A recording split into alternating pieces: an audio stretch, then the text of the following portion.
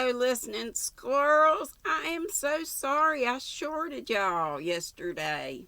I didn't do my reading. Didn't realize it till this morning. So I'll try to read 2 chapters. I got my water. Let me go ahead and take a slug, which I should always do before I get on here. I hate the sound it makes. Well, I don't mind it for me, but for y'all. And then my gulp. Chapter 14 of Anne of Ingleside. It was what Susan called a streaky winter, all thaws and freezes that kept Ingleside decorated with fantastic fringes of icicles. The children fed 7 blue jays who came regularly to the orchard for their rations and let Jim pick them up, though they flew from everybody else, and set up o' nights to pore over seed catalogues in January and February. Then the winds of March swirled over the dunes and up the harbors and over the hills. Rabbits, said Susan, were laying Easter eggs. Isn't March an inciting month, Mummy? Cried Jim, who was a little brother to all the winds that blew. They could have spared the incitement of Jim scratching his hand on a rusty nail and having a nasty time of it for some days, while Aunt Mary Maria told all the stories of blood poisoning she had ever heard. That woman! But that, Anne reflected, when the danger was over, was what you must expect with a small son who was always trying experiments. And lo, it was April, with the laughter of April rain, the whisper of April rain, the trickle, the sweep, the drive, the lash, the dance, the splash of April rain. Oh, Mummy, hasn't the world got its face washed nice and clean? Cried Di on the morning sunshine returned. There were pale spring stars shining over fields of mist. There were pussy willows in the marsh. Even the little twigs on the trees seemed all at once to have lost their clear, cold quality and to have become soft and languorous. The first robin was an event. The hollow was once more a place full of wild, free delight. Jim brought his mother the first mayflowers, rather to Aunt Mary Maria's offense, since she thought they should have been offered to her. Susan began sorting over the attic shelves, and Anne, who had hardly had a minute to herself all winter, put on spring gladness as a garment, and literally lived in her garden while the shrimp showed his spring raptures by writhing all over the paths. You care more for that garden than you do for your husband, Annie, said Aunt Mary Maria. My garden is so kind to me, answered Anne dreamily, then realizing the implications that might be taken out of her remark, began to laugh.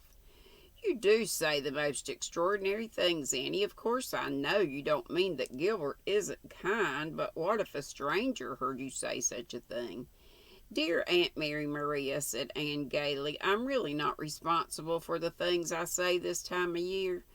Everybody around here knows that. I'm always a little mad in spring. It's such a divine madness. Do you notice those mists over the dunes like dancing witches? And the daffodils? We've never had such a show of daffodils at Ingleside before.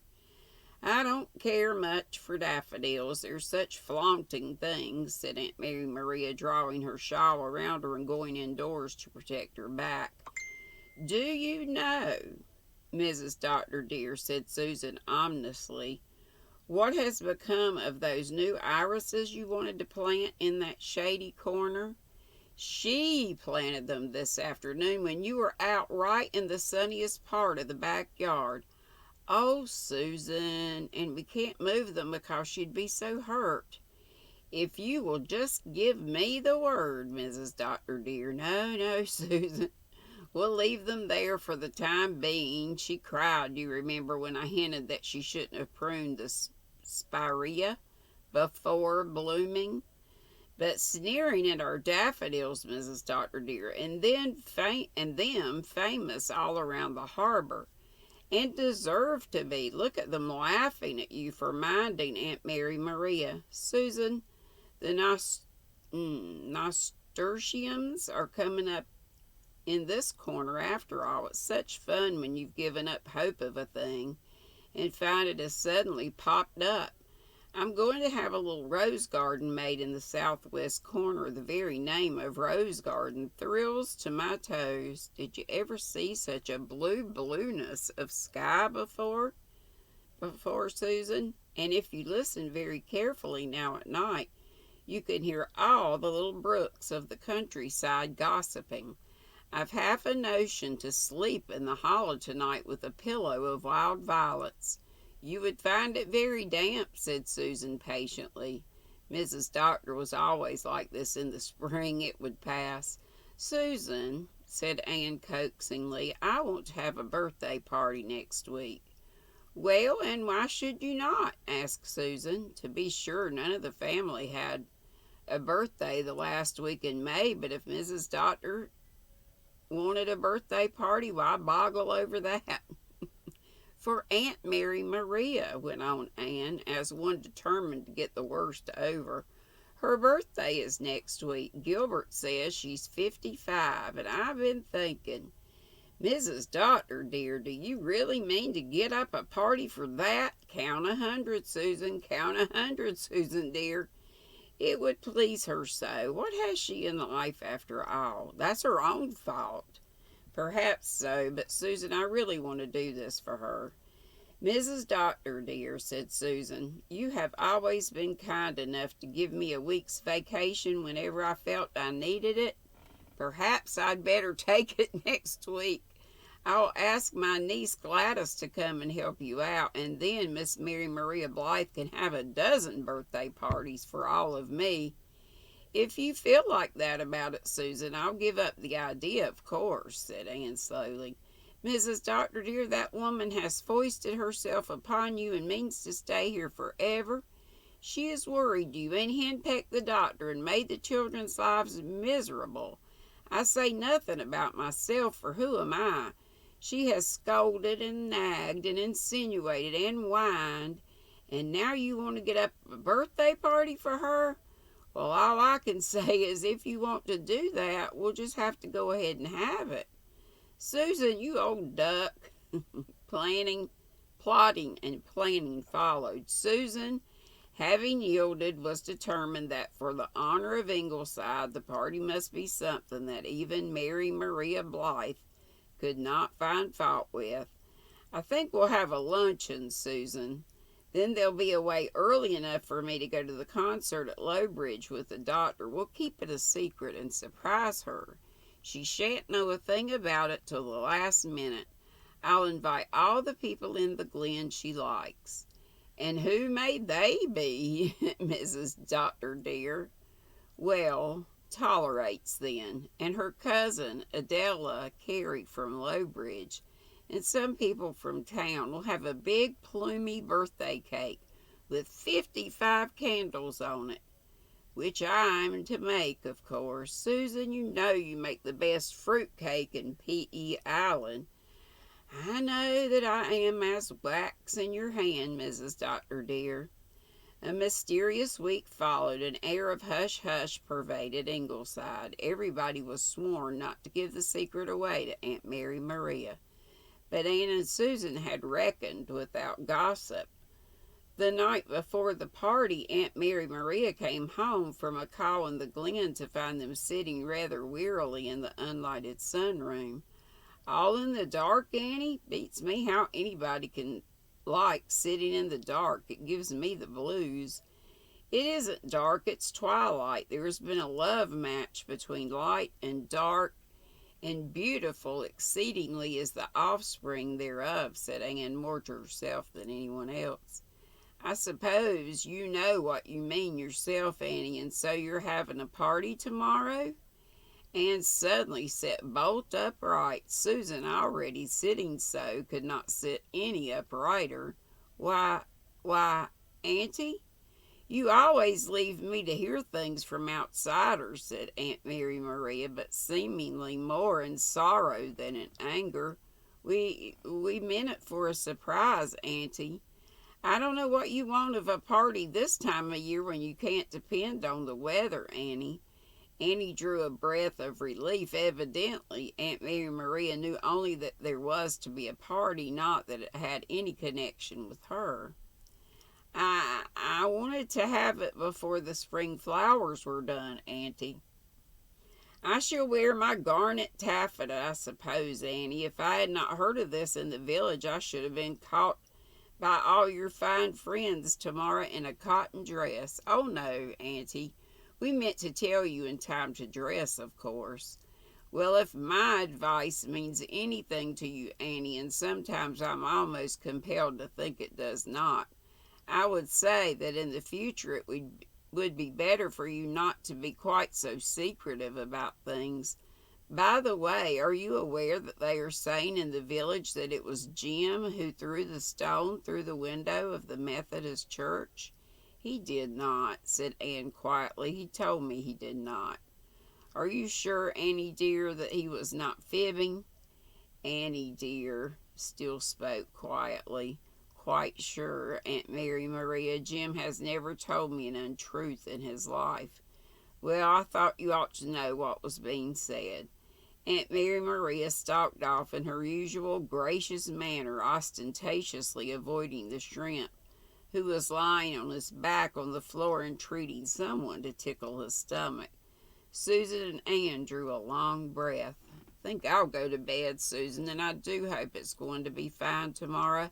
I don't like the look of that dark cloud over the harbor." "It'll be fine," Mrs. Dr. Deer reassured Susan. "The almanac says so." Susan had an almanac which foretold the whole year's weather and was right often enough to keep up its credit. "Leave the side door unlocked for the doctor, Susan. He may be late getting home from town. He went in for the roses, 55 golden roses, Susan. I've heard Aunt Mary Maria say that yellow roses were the only flowers she liked." Half an hour later, Susan, reading her nightly chapter in the Bible, came across the verse, "Withdraw thy foot from thy neighbor's house, lest he weary of thee and hate thee." She put a sprig of southernwood in it to mark the spot. Even in those days, she reflected, thinking about, I think Aunt Mary Maria way overstaying her welcome. Anne and Susan were both up early, desiring to complete certain last preparations before Aunt Mary Maria should be about. Anne always liked to get up early and catch that mystical half hour before sunrise when the world belongs to the fairies and the old gods. She liked to see the morning sky of pale rose and gold behind the church spire, the thin, translucent glow of sunrise spreading over the dunes, the first violet spirals of smoke floating up from the village roofs. It's as if we had a day made to order, Mrs. Dr. Dear," said Susan complacently as she feathered an orange frosted cake with coconut. "I'll try my hand at them new-fangled butterballs after breakfast, and I'll phone Carter Flagg every half hour to make sure he will not forget the ice cream. And there will be time to scrub the veranda steps. Is that necessary, Susan? Mrs. Dr. Dear, you have invited Mrs. Marshall Elliott, have you not? She shall not see our veranda steps otherwise than spotless. But you will see to the decorations, Mrs. Dr. Dear. I was not born with the gift of arranging flowers." "4 cakes, gee," said Jim. Excuse me.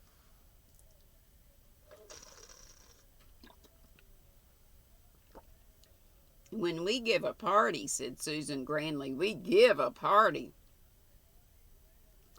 The guests came in due time and were received by Aunt Mary Maria in garnet taffeta and by Anne in biscuit-colored voile. V-O-I-L-E. Anne thought of putting on her white muslin, for the day was summer warm, but decided otherwise.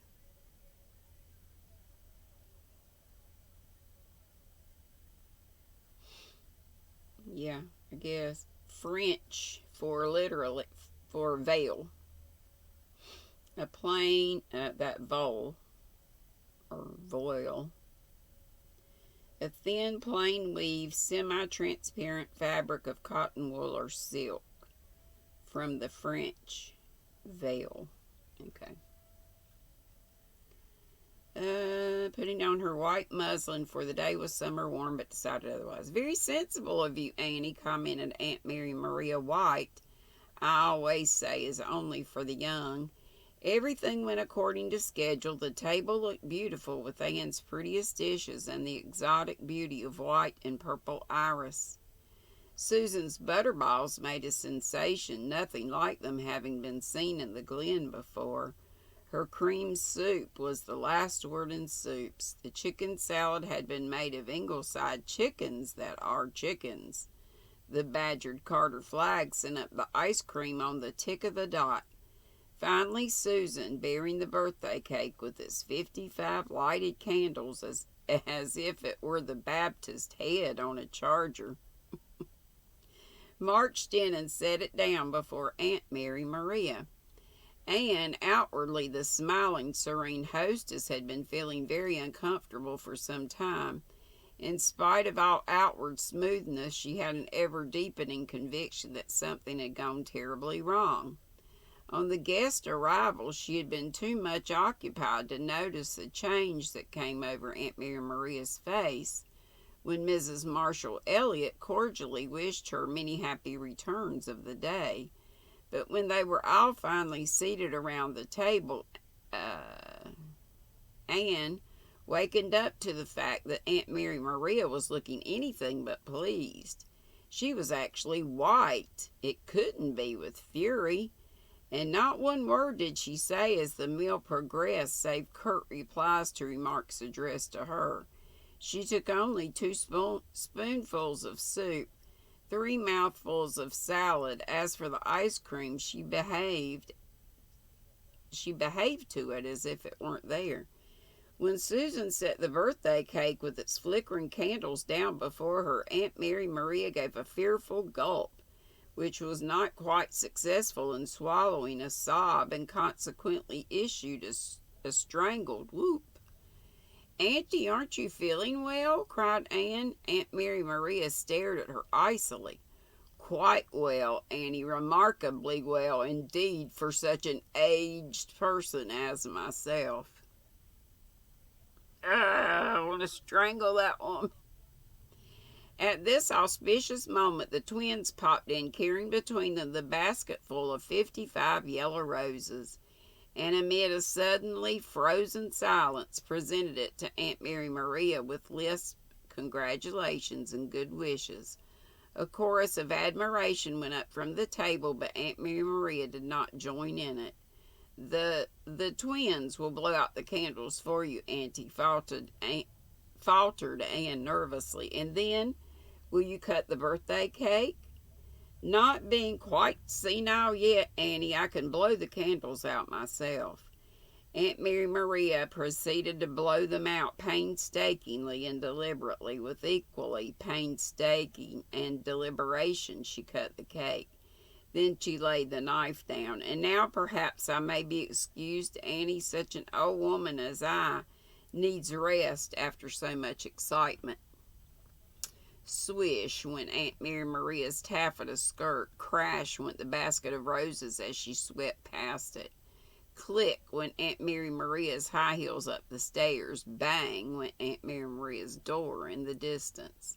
The dumbfounded guests ate their slices of birthday cake with such appetite as they could muster, in a strange silence broken only by a story Mrs. Amos Martin told desperately of a doctor in Nova Scotia who had poisoned several patients by injecting diphtheria germs into them. The others, feeling that this might not be in the best of taste, did not back her up in her laudable effort to liven things up, and all went away as soon as they decently could.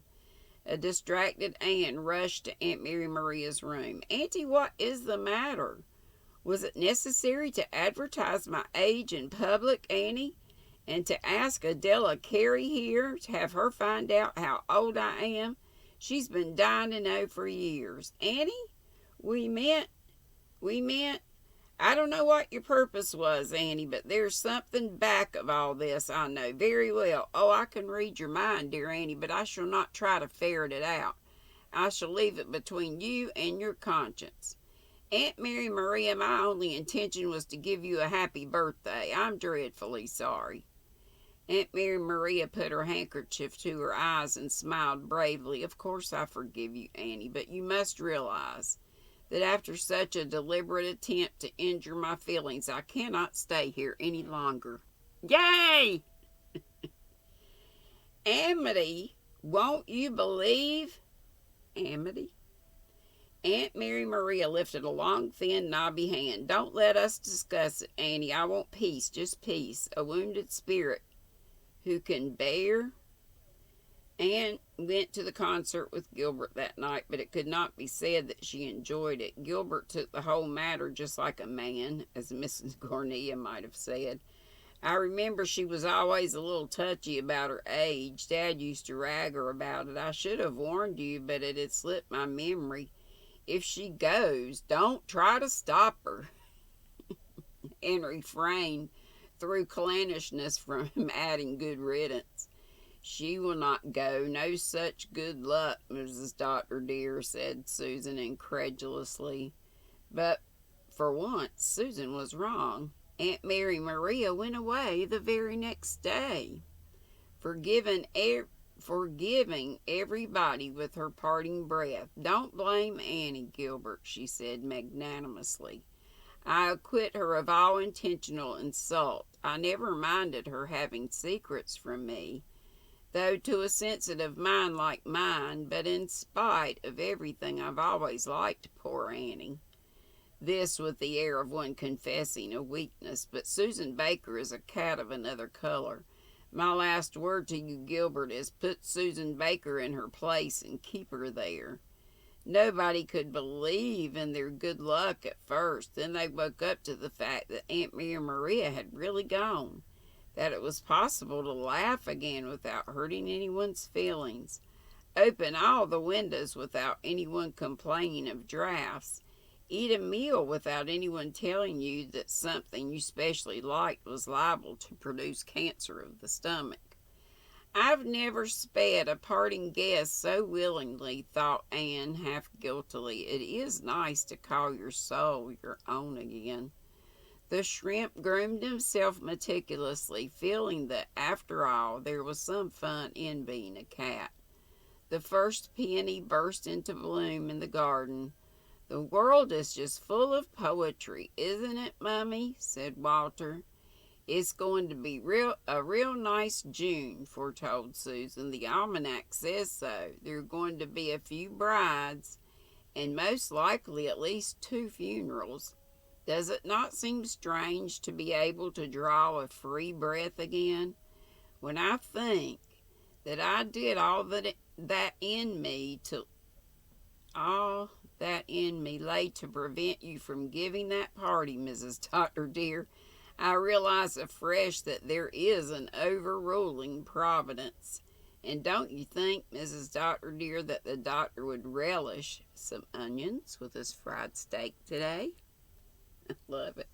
I was going to read 2, but that was a really long one, so I hope you'll forgive me if I just read the 1. Unless I come back on later today. I got nothing for Vlogmas today.